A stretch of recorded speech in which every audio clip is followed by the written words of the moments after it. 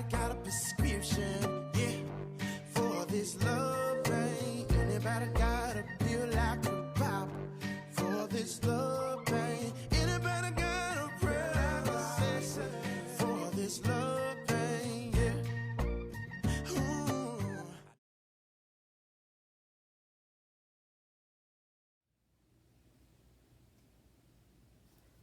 Hi everyone, it's Keisha the Crafty Planner. Welcome to my channel. Today I am planning in my Skinny Classic Happy Planner.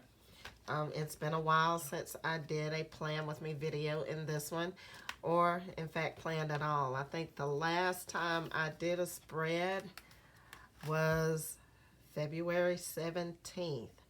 And of course it is still blank. I kind of went through a slump where I didn't touch my planners, didn't do anything, but I'm slowly trying to come back. So today I am going to be planning for the week of March 9th through March 15th. Now I use this planner as my social media planner. So I decided that I needed to go ahead and do this plan with me so that I can plan to become active again on social media. It seems like the couple of weeks that I took off really made it almost impossible for me to get motivated to do another video. But I'm here. I'm going to push through it.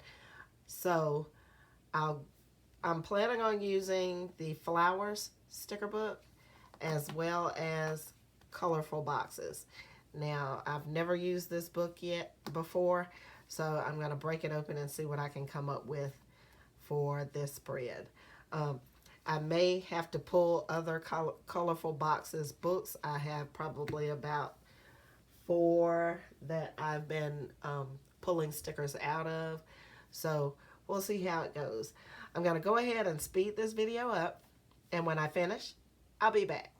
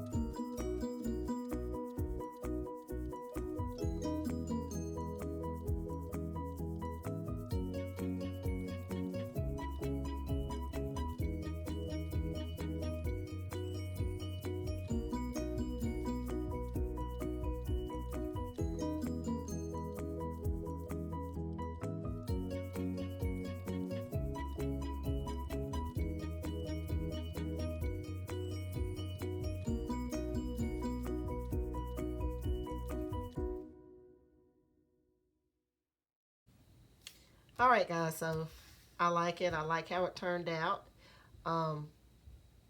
Not too overwhelming, just the right amount of florals, looks like. Except maybe right here. I feel like there's something missing here. But other than that, I kind of like it.